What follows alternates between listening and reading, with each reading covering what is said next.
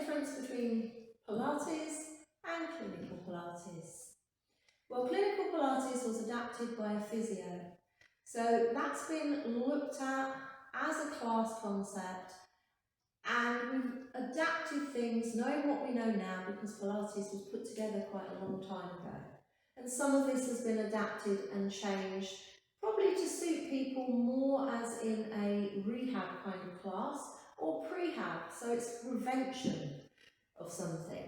So if you've got hip replacement or knee replacements, or looking to avoid having one, or you've got back issues, or you're worried about your posture because you're in a sedentary job, then Clinical Pilates might suit you a little bit better. And it's good that there are lots of different types of Pilates, because you can do Pilates from this level all the way through to a fitness class. And that's great, because it means you can have a fitness journey, Pilates journey, can't you, as your fitness changes. But it also means there's somewhere for people to go if they go to a Pilates class and find that their neck really hurts, or if they find that they can't work out how to activate their abs, or they can't feel a muscle working in a certain exercise. That's what we do in Clinical Pilates. So I have no more than 8 people in a class, and although I demonstrate the exercise obviously so people can see, I then go around and correct and help them do a little bit of hands-on coaching so that they each get the best from that exercise.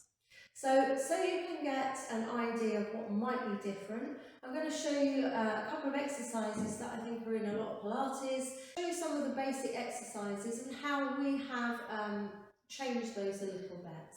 So, for instance, if we were doing a roll down, you may roll down and come all the way down and then come all the way up, trying to work through the spine. So obviously the first one that we do, if your spine's a little bit tight, you might find that's a little bit hard to do and it might not be your best effort, but that should warm up. And we're looking to roll down through the spine, moving bone by bone. And then coming back up. Now that's a lovely movement if that's easy for you to do, if your body is happy with that. But if your back is very tight, or you've got lower back disc problems, that could put a little bit too much pressure through that area, and your body could tighten and react to that, or it could even make you uncomfortable. Remember that that is actually a neural stretch. So again, for some people, maybe with sciatica, that is not the best option for them. And it might be that they do the movement smaller, that they bend the knees or draw the chin in more, keep the shoulders back, and that they do a more controlled movement. But it might actually also even be that they take that into a seated position and that they sit with support, and they start just by being able to get some movement, maybe just drawing the chin in, maybe drawing the chin in without arching the back. So having a chair here will help you to keep that rib cage back.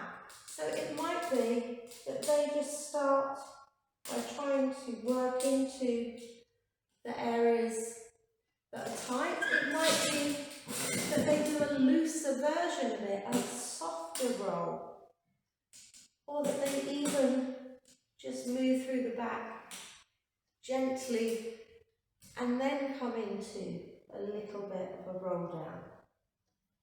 So basically we are adapting exercises. Rather than saying this is the exercise and we're going to do the exercise, we look at that exercise, the person does the exercise, and then we adapt it to give them the best experience and to get the most from the exercise.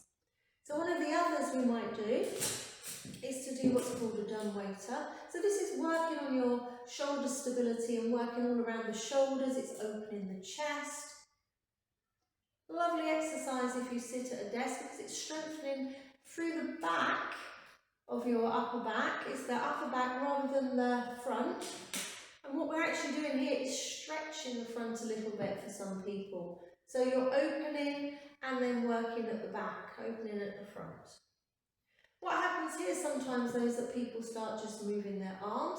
So we would probably start just by working on these muscles here and drawing them together. together, again without arching the back as we do it. So we're looking at just getting those muscles to work first, and then wondering whether we have the ability to hold that and roll the arms.